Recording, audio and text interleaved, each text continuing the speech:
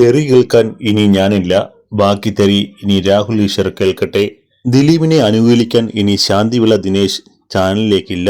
നടി ആക്രമിക്കപ്പെട്ട കേസിൽ ദിലീപിനെ അനുകൂലിക്കാൻ ഇനി ചാനൽ ചർച്ചകളിലേക്കില്ലെന്നും തെറി കേൾക്കാൻ രാഹുൽ ഈശ്വർ ഉണ്ടാകുമെന്നും ശാന്തിവിള ദിനേശ് വ്യക്തമാക്കി.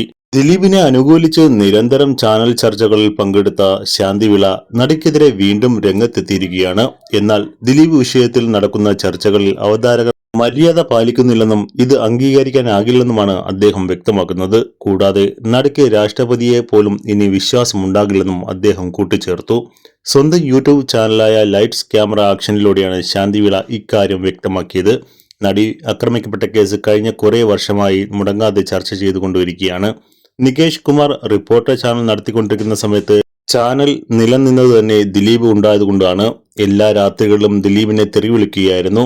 ഒരു ഇടവേളയ്ക്ക് ശേഷം നടി ആക്രമിക്കപ്പെട്ട കേസ് ഇപ്പോൾ വീണ്ടും ചർച്ചാ വിഷയമായി മാറിയിരിക്കുകയാണ്. തന്നെ അതിജീവത എന്ന് വിളിക്കേണ്ടെന്നും ആക്രമണത്തിനിരയായ നടി പറയുന്നുണ്ടെങ്കിലും കേസ് വരാതിരിക്കാൻ അങ്ങനെ തന്നെയല്ലേ വിളിക്കാൻ സാധിക്കുകയുള്ളൂ. സുപ്രീം കോടതി പോലും ശരിയല്ലെന്ന് പറഞ്ഞുകൊണ്ട് രാഷ്ട്രപതിക്ക് പരാതി കൊടുത്തിരിക്കുകയാണ്.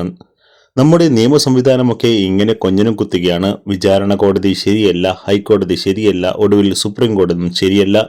അതുകൊണ്ട് രാഷ്ട്രപതി ഇടപെടണമെന്നാണ് പറയുന്നത്. ഇനി അവരും ഇടപെട്ടില്ലെങ്കിൽ രാഷ്ട്രപതിയും ശരിയല്ലെന്ന് പറഞ്ഞേക്കുമെന്നും ശാന്തിവിള ദിനേശ് അഭിപ്രായപ്പെട്ടു. അടച്ചിട്ട കോടതി മുറിയിൽ ഒരു വനിതാ ജഡ്ജി വാദം കേൾക്കണം, ഒരു വനിതാ പോലീസ് ഉദ്യോഗസ്ഥ കേസ് അന്വേഷിക്കണമെന്നും പറഞ്ഞ കുട്ടി ഇപ്പോൾ പറയുന്നത് തന്നെ തുറന്ന കോടതിയിൽ വാദം കേൾക്കണമെന്നാണ്.